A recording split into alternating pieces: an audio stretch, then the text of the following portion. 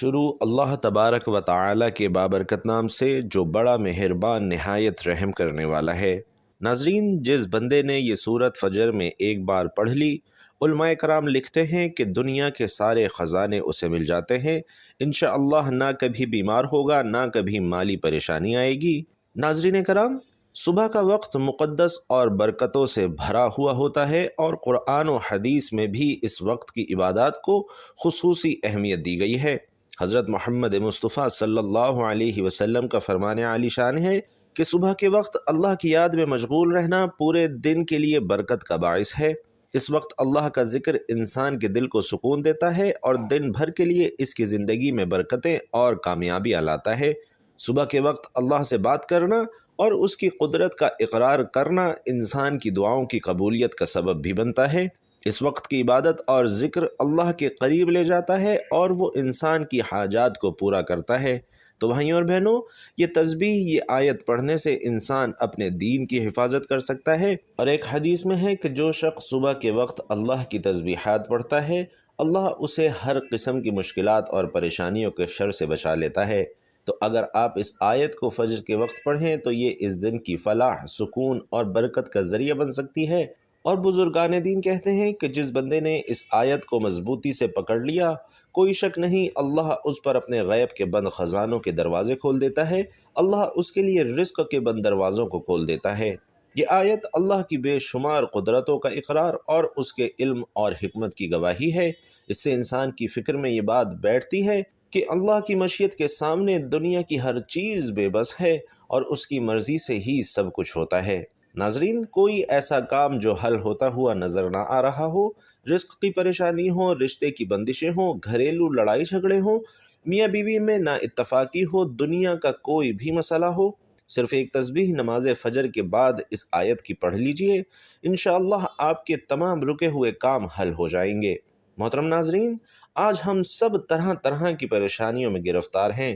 نجی پریشانی، گھریلو، سماجی، معاشی، قدرتی، ہر قسم کی پریشانی اور سینکڑوں دنیاوی پریشانیوں کا شکار ہیں۔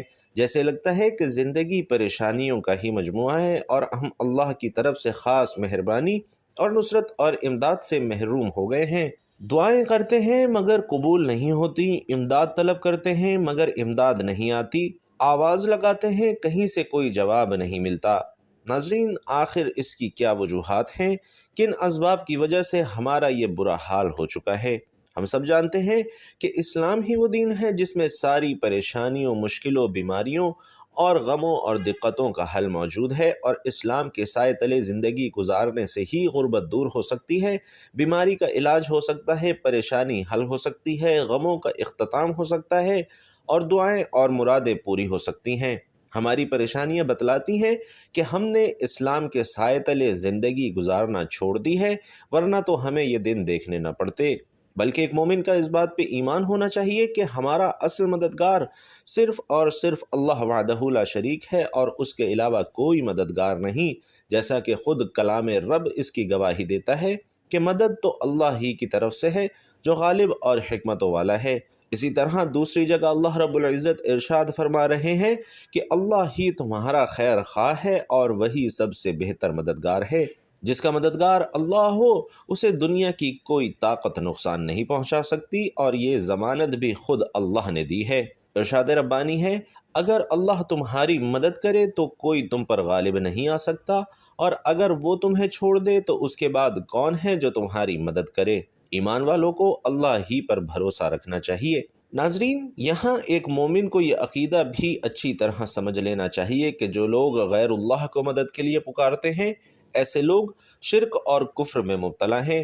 دراصل یہ بڑی وجہ ہے جس سے اللہ کی مدد آنا بند ہو جاتی ہے، اور جنہیں اللہ کے علاوہ مدد کے لیے پکارا جاتا ہے وہ بھی تو ہماری کچھ مدد نہیں کر سکتے، بلکہ وہ تو اپنی بھی مدد کرنے کی طاقت نہیں رکھتے۔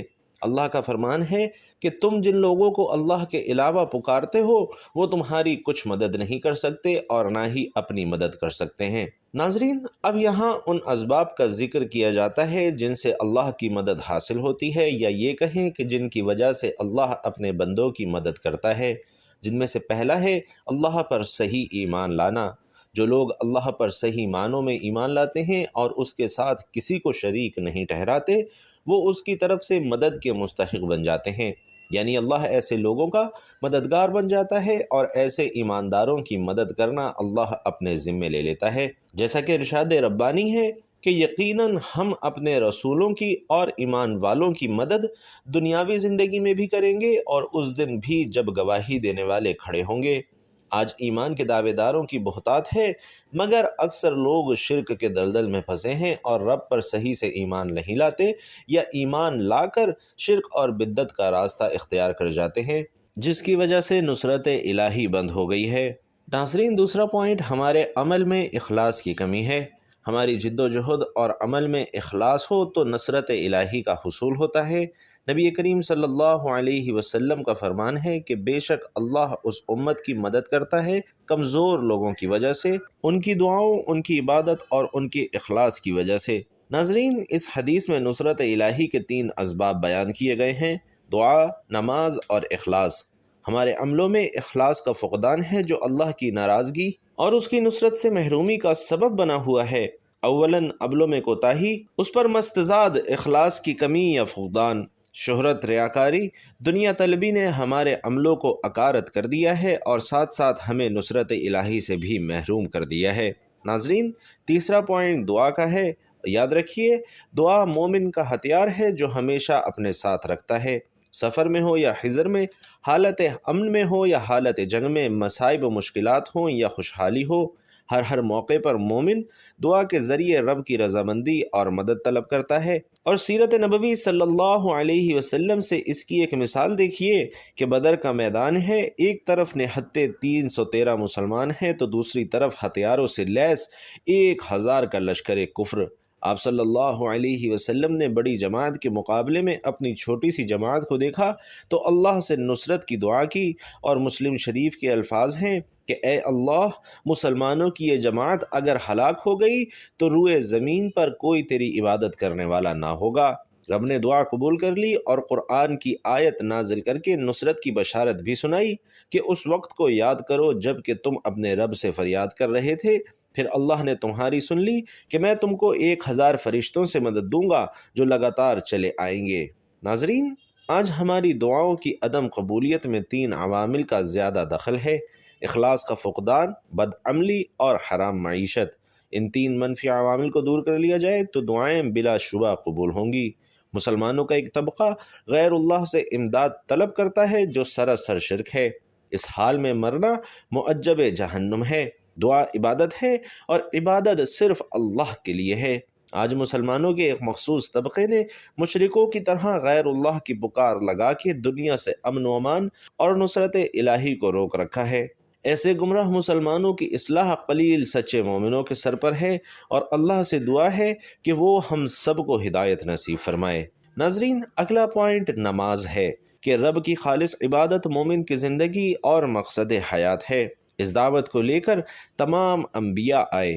نبی کریم صلی اللہ علیہ وسلم نے مکی دور میں جو 13 سال پر محیط اس دعوت پر کڑی محنت کی۔ ناظرین، نماز مومن سے کسی بھی حال میں معاف نہیں۔ میدان جنگ میں جہاں ایک لمحہ دوسری جانب التفات کا موقع نہیں، نماز کے وقت میں نماز قائم کرنا ہے، یعنی وقت نماز کو بھی مؤخر نہیں کر سکتے، اور کیوں کر معاف ہو کہ یہ تو مقصد حیات ہے۔ نبی کریم صلی اللہ علیہ وسلم فرائض کے علاوہ سنن کی ادائیگی اس قدر کرتے کہ پاؤں مبارک پر ورم آ جاتا۔ آپ صلی اللہ علیہ وسلم ہر پریشان کن معاملے میں نماز کا سہارا لیتے، اس لیے ہم دیکھتے ہیں کہ مصائب کے مواقع پر نماز کا حکم ہے، مثلاً بارش کی نماز، سورج اور چاند گرہن کی نماز، زلزلے کی نماز اور دیگر۔ لہٰذا ہم نماز کے ذریعے رب سے استغاثہ کریں۔ اللہ کا حکم ہے اور صبر اور نماز کے ساتھ مدد طلب کرو، یہ چیز شاق ہے مگر ڈرنے والوں پر۔ ناظرین، اگلا پوائنٹ مصائب پر صبر کرنا ہے۔ مصائب پر صبر کرنے سے بھی اللہ کی مدد آتی ہے، اور اس سلسلے میں صبر ایوب اعلیٰ نمونہ ہے۔ جو مومن صبر کے ساتھ رب ہی کو پکارتا ہے اور اسی سے امداد طلب کرتا ہے، اسے اللہ ہر بلا سے نجات دیتا ہے، بلکہ ایسے لوگوں کے ساتھ ہمیشہ اللہ لگا رہتا ہے۔ ارشاد ربانی ہے، اے ایمان والو، صبر اور نماز کے ذریعے مدد چاہو، اللہ تعالیٰ صبر والوں کا ساتھ دیتا ہے۔ اور ناظرین، اگلا پوائنٹ انتہائی اہم ہے، جو کہ اللہ پر توکل کرنا ہے۔ انسان بے صبر ہے اور تھوڑی سی مصیبت آتی ہے تو گھبرا جاتا ہے اور رب سے نجات مانگنے کے بجائے غیروں سے امداد طلب کرنے لگ جاتا ہے اور اسی پر توکل کر بیٹھتا ہے۔ اگر کوئی مصیبت غیر اللہ کے در پر جانے سے ٹھیک ہو جائے تو اعتماد میں مزید پختگی آ جاتی ہے اور دوسروں کو بھی غیر اللہ کے در پر جانے کی دعوت دیتا ہے۔ یہاں ہمیں یہ جان لینا چاہیے کہ جو بھی جس دربار پہ بھی جائے اور جس سے بھی مانگے، دینے والی ذات صرف اللہ کی ہے۔ آپ قبر پر سوال کر کے یہ نہ سمجھیں کہ ہمیں قبر والے نے دیا ہے، دیتا تو اللہ ہی ہے، چاہے آپ جائز طریقے سے مانگیں یا ناجائز طریقے سے۔ فرق صرف اور صرف اتنا ہے کہ جائز طریقے سے مانگنے سے اللہ بخوشی دیتا ہے اور ناجائز طریقے سے مانگنے سے کبھی اللہ دے تو دیتا ہے مگر اس کے بدلے میں آپ کا ایمان چھین لیتا ہے۔ کہ آپ نہیں دیکھتے کہ جو لوگ پتھروں سے مانگتے ہیں، مورتی بنا کر اس سے مانگتے ہیں، ان کی بھی یہی عقیدت ہے کہ ہمیں تو مورتیوں نے دیا ہے، جبکہ دیتا اللہ ہی ہے۔ مسلمانوں کو صرف اللہ پر بھروسہ کرنا چاہیے، یہ عبادت کے قبیل سے ہے اور توکل نصرت الہی کا سبب ہے۔ جیسا کہ ارشاد ربانی ہے کہ اگر اللہ تمہاری مدد کرے تو تم پر کوئی غالب نہیں آ سکتا، اور اگر وہ تمہیں چھوڑ دے تو اس کے بعد کون ہے جو تمہاری مدد کرے۔ ایمان والوں کو اللہ ہی پر بھروسہ رکھنا چاہیے۔ ناظرین، یہ چند مثبت عوامل تھے جن سے انفرادی اور اجتماعی دونوں طرح کی زندگی میں اللہ کی نصرت اور مدد حاصل ہوتی ہے۔ نیز منفی عوامل سے گریز کرنا پڑے گا جن کا احاطہ اس چھوٹے سے مضمون میں مشکل ہے۔ اللہ پاک سے دعا ہے کہ وہ ہمیں نیکی کے رستے کو اپنانے اور برائی کے رستے سے بچنے کی توفیق عطا فرمائے اور ہر حال میں، ہر مصیبت میں، ہر پریشانی میں ہماری مدد اور نصرت فرمائے۔ آمین یا رب العالمین۔ ناظرین کرام، اب وظیفے کی جانب چلتے ہیں۔ یہ عمل کون سا ہے؟ یہ خاص وظیفہ کون سا ہے؟ اس کو کرنے کا طریقہ کار کیا ہے؟ اسے کس وقت اور کتنی بار کرنا ہے؟ دولت مند بننے کی ایک آیت پورے یقین اور اعتماد سے پڑھ لیں، انشاءاللہ تمام پریشانیاں ختم ہو جائیں گی، ہر قسم کی مشکلات سے نجات ملے گی۔ ناظرین، یہ قرآن پاک کی چھوٹی سی آیت ہے اور فجر کے بعد جب میرا کوئی بھائی یا بہن اس آیت کو 100 مرتبہ پڑھ لے گا اور 3 دن تک یہ عمل مسلسل کر لے گا، یعنی بغیر کسی دن کا ناغہ کیے ہوئے 3 دن لگاتار پڑھ لے گا، تو انشاءاللہ 3 دن میں اگر آپ کو 300 کروڑ بھی چاہیے ہوگا تو انشاءاللہ آپ کو ملے گا۔ یہ وظیفہ ہمیں بڑی محنت اور مشکل سے ملا ہے اور مجھے اپنے اللہ پر پورا یقین ہے کہ آپ کو ہر چیز ملے گی۔ یہ بڑا ہی مجرب عمل ہے اور بڑا ہی خاص عمل ہے۔ اللہ والوں، یہ وظیفہ آپ نے اس طرح کرنا ہے کہ جب آپ فجر کی نماز ادا کر لیں تو اس کے بعد اسی جگہ پر بیٹھے رہنا ہے۔ آپ نے اول و آخر 7 مرتبہ درود ابراہیمی پڑھنا ہے اور درود پاک پڑھنے کے بعد آپ 100 مرتبہ یہ آیت پڑھ لیں۔ حضرت ابو ہریرہ رضی اللہ تعالی عنہ سے مروی ہے کہ نبی کریم صلی اللہ علیہ وسلم نے فرمایا، جب تم دعا کرو تو اللہ سے اس طرح مانگو جیسے تمہیں یقین ہو کہ اللہ تمہاری دعاؤں کو قبول کرے گا، کیونکہ اللہ ہر چیز پر قادر ہے۔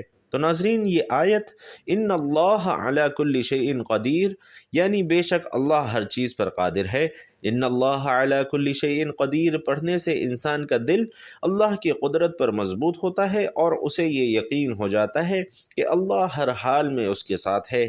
اس جملے کا مستقل ورد کرنے سے انسان میں توکل اور اعتماد بڑھتا ہے اور وہ دنیا کی مشکلات کو اللہ کی مرضی کے مطابق سمجھ کر خوشی اور سکون کے ساتھ برداشت کرتا ہے۔